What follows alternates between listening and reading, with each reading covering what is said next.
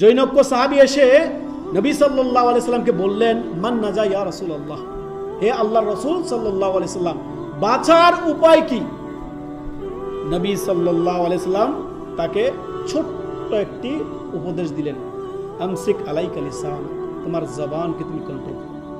আল্লাহু আকবার। আজকের দিনে আমরা উদাহরণ দিতে পারি, আপনার কাছে সোশ্যাল মিডিয়া আছে, যা ইচ্ছা তা প্রপাগান্ডা ছড়িয়ে দিলেন, যা ইচ্ছা তাকে গাল মন্দ করে দিলেন, যা ইচ্ছা তাকে কটু কথা বলে দিলেন, যা ইচ্ছা তাকে যেমন ইচ্ছা তেমন বলে দিলেন। ইন্না লিল্লাহি ওয়া ইন্না ইলাইহি রাজিউন। রাগ সংবরণ করা মুমিনের বীরত্বের কাজ হচ্ছে রাগ সংবরণ। একটু রাগলেই যেমন ইচ্ছা তেমন অকথ্য ভাষায় কথাবার্তা বলেন না, এমনটি করবেন না কখনোই। এই জবান হচ্ছে কথা বলার বাহন। জবান হচ্ছে কি? কথা বলার বাহন। অতএব আপনি আপনার জবানকে লাগাম দিবেন।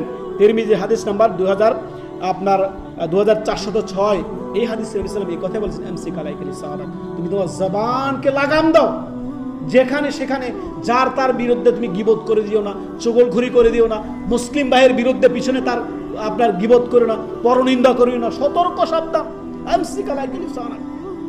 আল্লাহু আকবার।